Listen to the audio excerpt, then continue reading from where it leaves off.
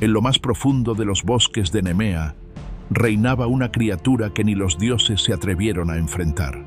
Un monstruo con piel más dura que el acero, con garras capaces de destrozar a un ejército y ojos que brillaban como el fuego del inframundo. A cada paso que daba, los ecos del terror resonaban en las montañas.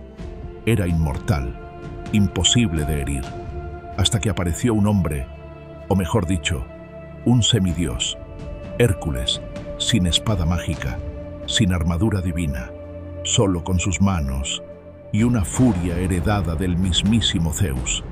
Lo que ocurrió después no fue solo una batalla, fue una leyenda. Quédate, porque descubrirás cómo Hércules enfrentó lo imposible y por qué esta hazaña lo convirtió en un símbolo eterno de fuerza, coraje y dolor. Hijo de Zeus, rey de los dioses y de una mortal llamada Alcmena, Hércules fue odiado desde el principio por Hera, la esposa de Zeus. Ella no toleraba la existencia de aquel hijo bastardo y juró hacerle la vida un infierno. Pero hubo una noche que lo cambió todo. No fue una batalla contra una bestia externa, sino contra un horror interno, infundido por la propia Hera. Una locura descendió sobre él, una niebla sanguinaria que distorsionó su realidad. En ese estado de frenesí divino, Hércules confundió a su amada esposa, Megara, y a sus preciosos hijos con enemigos, con demonios. La misma fuerza que lo hacía invencible en combate se convirtió en la herramienta de su propia aniquilación familiar. Los detalles son brutales, desgarradores. Al recuperar la cordura, el silencio de su hogar, la sangre en sus manos, el vacío donde antes estaba su familia, el peso de ese acto, impulsado por la locura de una diosa, lo aplastó. La culpa lo consumió. Buscando purificación, redención, una forma de vivir con el horror de lo que había hecho, consultó el oráculo de Delfos. La respuesta fue clara y cruel. Para expiar su pecado, debía ponerse al servicio de su primo, el rey Euristeo de Micenas. Euristeo era un hombre cobarde, mezquino, manipulado sin piedad por Hera.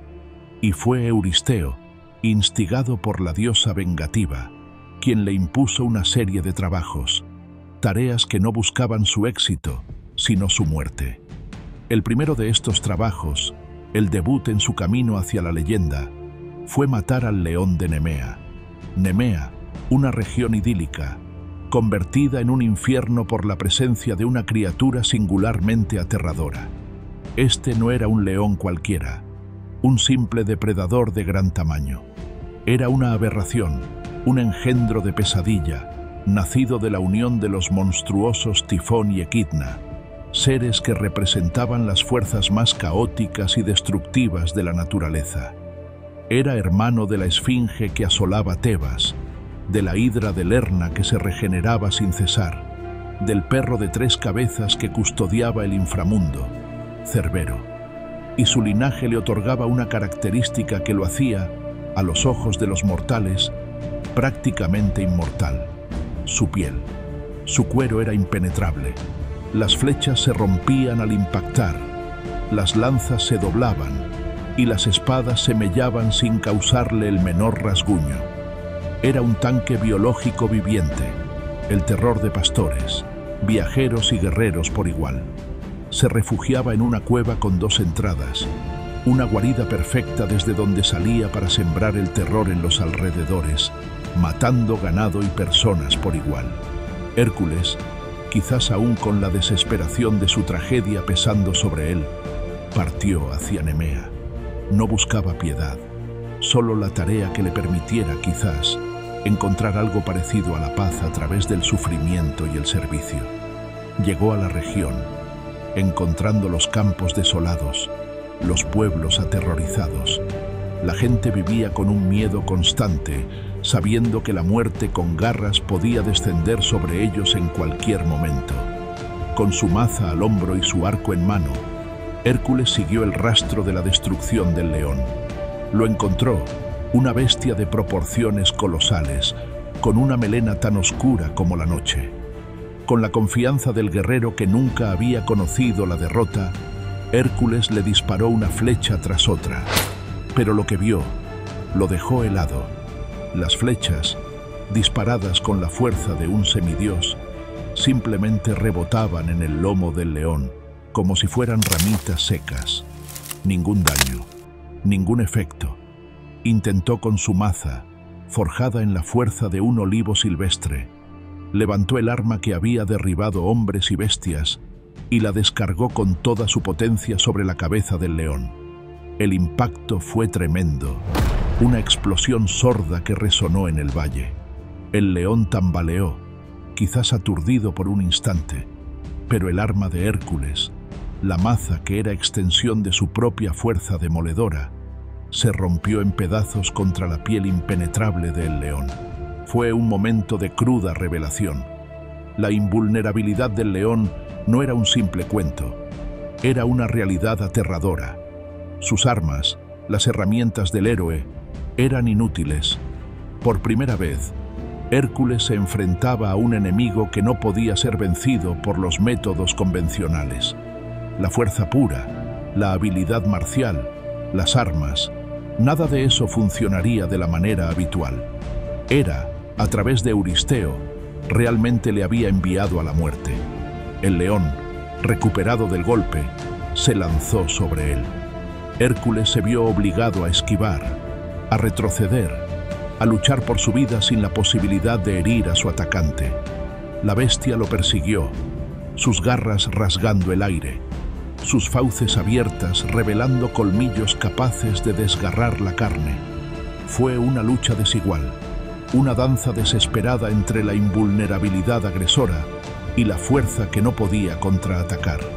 Pero Hércules era más que músculo, era el héroe de la necesidad, el que encontraba un camino cuando no lo había.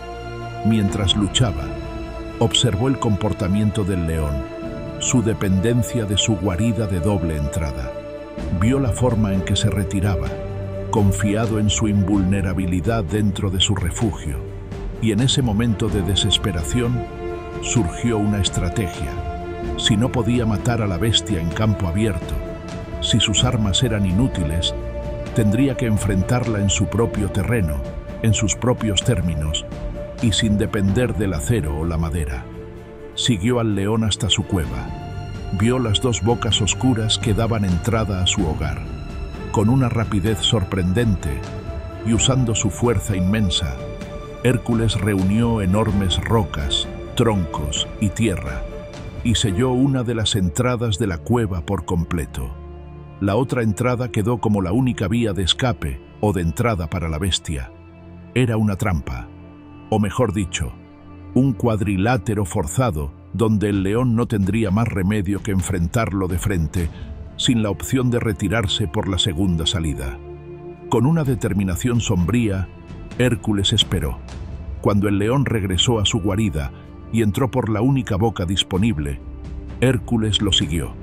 La oscuridad de la cueva lo envolvió. El aire se volvió denso, cargado con el olor a animal salvaje y a tierra. El espacio confinado amplificó la ferocidad de la bestia. Aquí, dentro de su propia casa, el león lucharía con toda su furia. Y la lucha comenzó. No hubo espacio para maniobrar con armas. Fue una batalla de cuerpo a cuerpo. Hércules contra el león, garra contra músculo, colmillo contra tendón. El león intentó rasgarlo, morderlo, usar su peso colosal para aplastarlo. Hércules se aferró a la bestia, sintiendo la tensión de los músculos bajo la piel impermeable, el calor de su aliento rancio. Era una lucha brutal, sin cuartel, en la que la vida pendía de un hilo en cada embate. Cada arañazo que el león lograba asestar en la carne expuesta de Hércules, donde no había piel protectora, era doloroso, peligroso. Pero las garras del león, aunque afiladas, no podían infligir heridas mortales a menos que encontraran un punto débil. Y Hércules era el epítome de la fuerza bruta perfeccionada. En medio de la oscuridad y el rugido salvaje, Hércules encontró su oportunidad. Con una fuerza que superaba cualquier límite mortal, o incluso monstruoso, logró rodear el cuello del león con sus brazos. La bestia forcejeó, intentó liberarse, rasguñando y mordiendo, pero el agarre de Hércules era como la trampa de un dios. Apretó. Los músculos de sus brazos se tensaron al límite, nudos de acero viviente. Sintió la garganta de la bestia ceder, el rugido ahogarse en un estertor gutural. La lucha fue intensa, prolongada, la voluntad de vivir de la bestia enfrentada a la necesidad de redención del héroe. Lentamente, dolorosamente, la vida se fue del cuerpo colosal. La invulnerabilidad de la piel no servía de nada contra la fuerza interna que le cortaba el aire, contra la presión que le rompía la tráquea. Hércules, con la cara pegada a la melena del león, sintiendo su último aliento, apretó hasta que la resistencia cesó. El silencio descendió en la cueva, un silencio pesado y absoluto, roto solo por la respiración agitada de Hércules. Había vencido, no con una espada, no con una flecha, no con su maza, sino con la fuerza primal de sus propias manos. Había matado a la bestia inmortal, pero el trabajo no había terminado. Tenía que traer la piel. Intentó desollar al león con su cuchillo, pero la hoja se dobló al contacto con el cuero. Frustrado, probó con otras herramientas, todas inútiles. Fue en ese momento, según algunas versiones del mito, que la diosa Atenea, protectora de héroes, se le apareció o le inspiró la idea. Las únicas herramientas capaces de cortar la piel invulnerable del león de Nemea eran sus propias garras. Con esta nueva comprensión, Hércules usó una de las afiladas garras del león para hacer la primera incisión. Lentamente, laboriosamente, trabajó hasta desollar completamente a la enorme bestia. La piel, ahora separada del cuerpo, no perdió su invulnerabilidad, y Hércules, viendo su valor, decidió usarla como su propia armadura. La vistió sobre sus hombros, con la cabeza del león cubriendo la suya.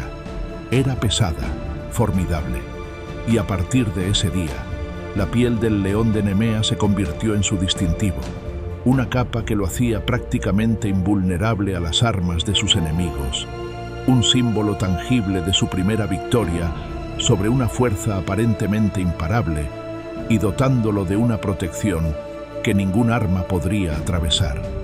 Llevando el enorme cuerpo del león sobre sus hombros y vistiendo la piel, regresó a Micenas. El viaje fue un espectáculo aterrador para los habitantes que lo encontraban por el camino. Aquí venía el hombre marcado por la tragedia, vestido con la piel del monstruo que nadie creía que pudiera morir, cargando con el cadáver como si fuera un trofeo ligero. Cuando llegó a las puertas de Micenas, la reacción de Euristeo fue justo la que Hera había esperado, aunque no por la muerte de Hércules, sino por su aterradora supervivencia y la prueba irrefutable de su éxito. Al ver a Hércules, cubierto con la piel del león y cargando su cuerpo, el cobarde rey gritó de miedo y se escondió en una tinaja de bronce. El hombre al que temían enviar a su muerte había regresado más formidable que nunca. Desde ese día, Euristeo se negó a permitir que Hércules entrara en la ciudad con las pruebas de sus trabajos, y le daría las órdenes y recibiría las pruebas a través de un heraldo, o exigiendo que se dejaran fuera de las murallas. El primer trabajo estaba completo. Hércules había sobrevivido al león de Nemea, no por inmortalidad propia, sino superando la invulnerabilidad de la bestia con ingenio y una fuerza que trascendía el combate armado. Había demostrado que estaba a la altura de las tareas más difíciles, que podía adaptarse, que su determinación era tan inquebrantable como la piel que ahora vestía. Esta primera batalla no fue solo una pelea de monstruos, fue el inicio de la redención de un héroe trágico, una prueba impuesta por la venganza divina, una demostración de fuerza más allá de la comprensión y la adquisición de su armadura legendaria.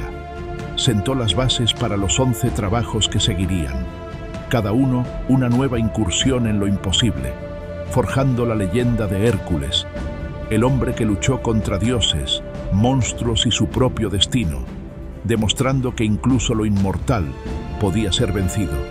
Así comenzó el camino de Hércules, un camino pavimentado con sangre, sudor y hazañas que desafiaron la muerte misma. La historia del león de Nemea es solo el primer capítulo. Déjanos tu opinión en los comentarios y no olvides suscribirte a Archivo Mítico, donde los dioses, los mitos y la historia cobran vida.